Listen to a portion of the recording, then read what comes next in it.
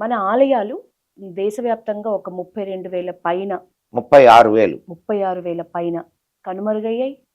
తెలంగాణలోనే 2,000కు పైగా ఆలయాల శిథిలాలు ఉన్నాయి అని అంటారు. అది నిజమే అయితే నిజంగా మనం రీస్టోర్ చేసుకోవడం సాధ్యం కాదా? ఎందుకు చేసుకోలేమమ్మా? నీకే ఇప్పుడు ఒక చిన్న విషయం అమ్మా, కొన్ని నువ్వు రీస్టోర్ చేసుకునేదానికి లేదు, కొన్ని చేసుకోగలం. కానీ అసలు అవి నెయ్యి అనేటటువంటి స్పృహనే కోల్పోయాం మనం. ఎంత అద్భుతమైన ఆలయాలు ఉన్నాయి తెలుసా? చాలా తక్కువ ఖర్చు పెడితే ఆలయాలు మళ్ళా అద్భుతంగా తయారవుతాయి. ఏది ఆ పాత శోభను సంతరించుకుంటాయి. కానీ ఎవడు ముందుకు వస్తాడు? ఎవరికి ఉంది? దాని ఇప్పుడు ప్రతిదీ ధనంతో కూడినటువంటి వ్యవహారం అమ్మా, ఆర్థికమైన వ్యవహారం. నిన్నటి దాకా మనది పేద దేశం. దరిద్రులు మనల్ని ఒక పేద దేశంగానే ఉంచడానికి మన నాయకులు పనిచేశారు. ఎప్పుడు ఈ దేశాన్ని గొప్ప దేశంగా తయారు చేయడానికి ఏ నాయకుడు ఆలోచించలా. ఏదో ఈ 10-15 ఏళ్లలో కొంచెం నీ దేశపు గొప్పతనం ప్రపంచం అంతా తెలుసుకుంటుంది. కానీ అంతకు ముందు పరిపాలించిన నాయకులందరూ దౌర్భాగ్యులు. నేను తిట్టడానికి ఎందుకో నా దేశాన్ని నాశనం చేసిన వాళ్ళని నేను తిట్టడానికి నాకేమి ఇది, దోచుకోవడానికి, ఈ దేశాన్ని దోచుకోవడానికి గద్దెనెక్కారు తప్ప ఈ దేశాన్ని గురించి ఆలోచించి ఈ దేశపు సంస్కృతి, ఈ దేశపు సాంప్రదాయాలు, ఈ దేశపు యొక్క విజ్ఞానం, వీటిని గురించి బయటకు తీద్దాం అనేటటువంటి ఆలోచన ఒక్క ఎదవకు కూడా లేదు. మొట్టమొదటి ప్రధాని దగ్గర నుంచి వాడికి అసలు ఈ దేశాన్ని గురించే తెలియదు. వాడిని అద్భుతంగా నెత్తికెత్తుకొని ప్రచారం చేశారు. He's a womaniser. అండ్ వాడికి ఉండాల్సిన అవలక్షణాలన్నీ ఉన్నాయి, దానికి కావాల్సిన సాక్ష్యాలు ఉన్నాయి మా దగ్గర. ఎవడైనా వస్తే చూపించమని అప్పుడు చూపిస్తాం. ఏంటి ఆయన చరిత్ర ఏమిటి, వాళ్ళ పూర్వీకులు ఎవరు.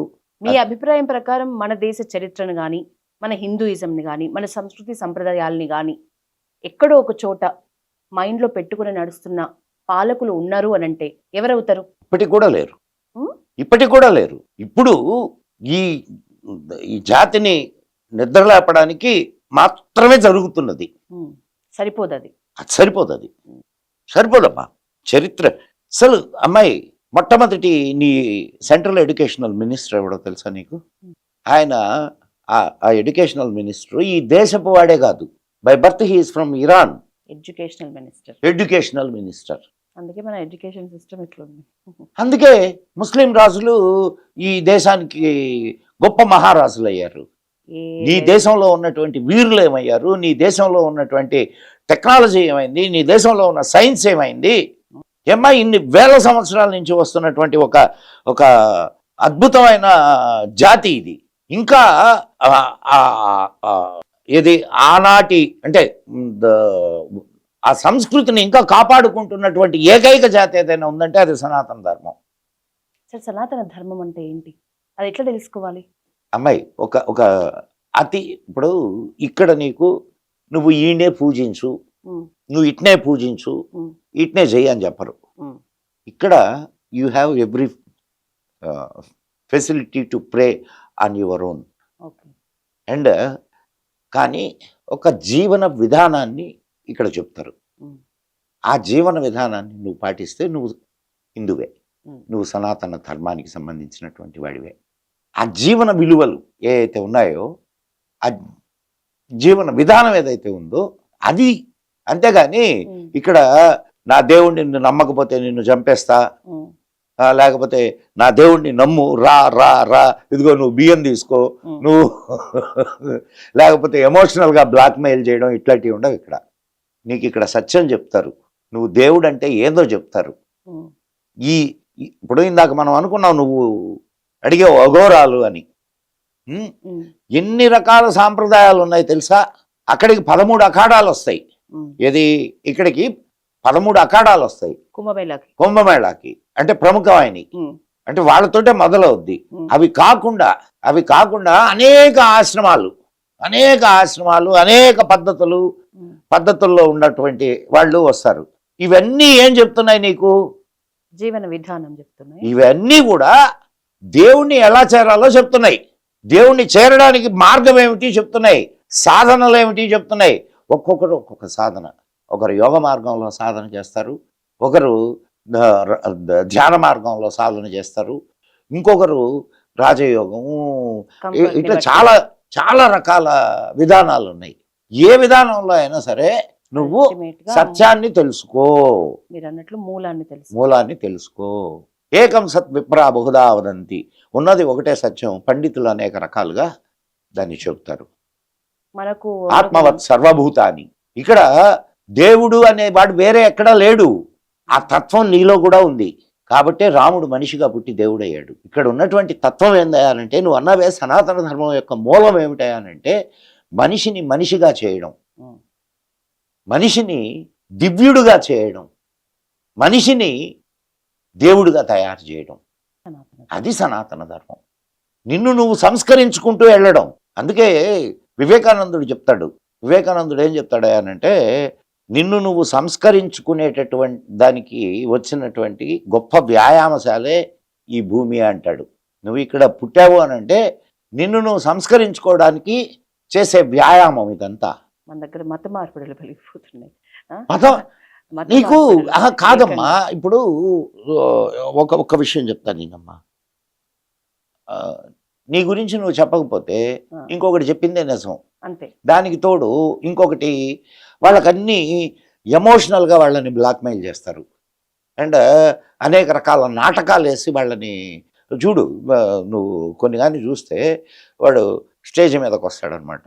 వాడు కుంటుకుంటూ వస్తాడు. ఈయన డామ్ ధూమ్ ఢకా అనగానే పరిగెడతాడు. వాడు పరిగెడతాడు. పోపు వీల్ చైర్లో కూర్చొని ఉన్నాడు. వీళ్ళని పోయి డామ్ డూమ్ ఢమా అని అక్కడ అనమను, ఆయన ఏమన్నా లేచి పరిగెత్తాడేమో చూద్దాం. ఉహు, ఉహు. వినేవాళ్ళకి చూసేవాళ్ళకి తలకాయ ఉండదు. లాజికల్గా వాళ్ళకు బేసిక్గా ఏం జరుగుతుందంటే, ప్రతి వారానికి ఒకరోజు వీళ్ళకి సమావేశాలు జరుగుతాయి, టెన్షన్గా జరుగుతాయి. అక్కడ వీళ్ళకు బ్రెయిన్ వాష్ చేస్తారు. వీళ్ళకున్న లాజికల్ బ్రెయిన్ దొబ్బిద్ది.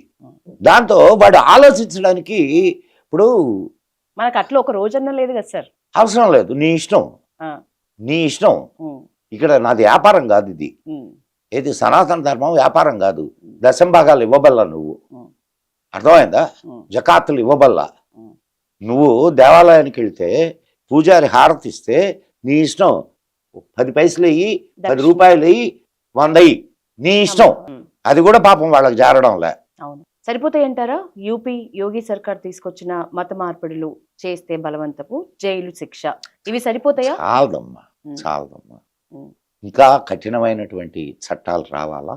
ఉమ్, అండ్ ఇప్పుడు వాళ్ళదంతా మూకస్వామ్యం, ఉమ్, మోసమైనటువంటి మార్గాలు. ఉమ్, ఇప్పుడు ఇక్కడ ఉండేటటువంటి మతాలు, ఎడారి మతాలు 2. ఉమ్, ఒకదాన్ని మూకస్వామ్యం, ఉమ్, గుంపుగా ఏదైనా సరే వాళ్ళు గుంపుగా, ఉమ్. వాళ్ళకు ఏదైనా ఉంటే చంపేస్తాం, నరికేస్తాం, అవును. లేకుంటే ఇష్టం లేకపోతే రాళ్ళు వేస్తాం, బాంబులు వేస్తాం, బాంబులు వేస్తాం. ఇంకొకరిది చాప కింద నీళ్లు. ఉమ్, వీళ్ళలో ఆధ్యాత్మికత విధానం ఇవన్నీ చాలా తక్కువ స్థాయిలో ఉంటాయి. నీకు విదేశాల్లో ఈరోజు దేశాలు హిందుత్వం వైపు అవును, సాగిలపడుతోంది. మన వస్తున్నాయి సంస్కృతి మీద, వస్తున్నాయి. ఎందుకు మన ఎందుకు కట్టుబాటుకి సాగిలపడుతుంది. ఎక్కడో వాళ్ళలో లేని మనలో ఉన్నది కాబట్టే కదా. అవును. పోనీ వాళ్ళని రాండి మీరు ఇదే తీసుకోవాలి అనేమన్నా చెప్తున్నామా? చెప్పట్లేదు. చెప్పట్లేదు. ఇక్కడ ఉన్నటువంటి మీకు ఒక ఈయన గురించి చెప్తా, పేరొద్దు, తర్వాత ఉమ్, ఒక పాస్టర్ న్యూజిలాండ్ నుంచి వచ్చాడు. ఉమ్, వచ్చి ఆయన్ని ఇక్కడికి ఎందుకు పంపించారయ్యానంటే, ఆయన్ని ఆర్ఎస్ఎస్ మీద నిఘా పెట్టడానికి పంపించారు పాస్టర్ని. ఇక్కడ ఆయన ప్రధాన ఉద్దేశం ఏందయ్యానంటే, ఇక్కడ ఉండే వాళ్ళని మతం మార్చాలి, ఆర్ఎస్ఎస్ మీద నిఘా పెట్టాలి, ఈ 2. ఉమ్, సో బియ్యం మూటలు వేసుకొని దిగాడు ఆయన. చెన్నై అన్నీ తిరిగాడు. ఇంకా ఆర్ఎస్ఎస్ వాళ్ళతో సంబంధాలు పెట్టుకోవాలి కదా. ఉమ్, ఎట్లా? రోజు శాఖలు జరుగుతాయి. ఉమ్, సో శాఖలకు పోవడం మొదలుపెట్టాడు. అక్కడ ఒకరిద్దరిని పరిచయం చేసుకున్నాడు.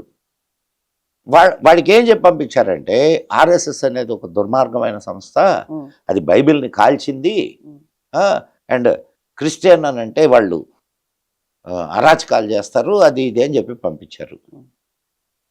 ఈయన శాఖకు పోతుంటే అట్లాంటి ఏం కనిపించకపోయా అక్కడ, ఓకే. అట్లాంటి ఏం చెప్పకపోయా అక్కడ. ఆ, అక్కడ చెప్పేదంతా కూడా దేశాన్ని గురించి అవును. మాట్లాడుతుంటారు, ధర్మాన్ని గురించి మాట్లాడుతుంటారు, సహజీవనం ఎట్లా చేయాలో చెప్తుంటారు. ఉమ్, ఇతనికి అర్థం కాల. తర్వాత అతను ఇంకొంచెం లోపలికి దిగడం మొదలెట్టాడు. ఉమ్, దిగడం మొదలెట్టి ఇప్పటి పరిస్థితి ఏందయ్యానంటే అతను పేరు మార్చుకొని హిందూ ధర్మాన్ని స్వీకరించి 40,000 మందిని క్రిస్టియానిటీలోకి వెళ్ళినటువంటి వాళ్ళను మళ్ళా హిందూ ధర్మంలోకి తీసుకొని వచ్చాడు. ఏ స్థాయిలో ప్రభావం చూపించింది. అట్లాంటి వాళ్ళు కోకొల్లలు ఉన్నారు, ఉమ్, కోకొల్లలు మనం ఇక్కడ పిలిచి మార్చడానికి వచ్చి మారిపోయిన వాళ్ళు. అడగక ముందే సో కాబట్టి ఈ ధర్మం మనకు ఒక్కటే, తెలియాలి. ఈ ధర్మానికి దూరంగా ఉంటే బెటరు. వాళ్ళకి నేను ఇచ్చే సలహా ఏంటంటే ఈ ధర్మానికి దూరంగా ఉండండి. ఈ ధర్మాన్ని తెలుసుకుంటే- గురించి తెలుసుకోవడానికి ప్రయత్నం చేస్తే అయిపోయారే మీరు. అడగనక్కర్లేదు, ఎవడు ఏం చేయబల్లే, ఇంక వాడు ఆటోమేటిక్గా ఈ ధర్మంలోకి వచ్చేస్తాడు.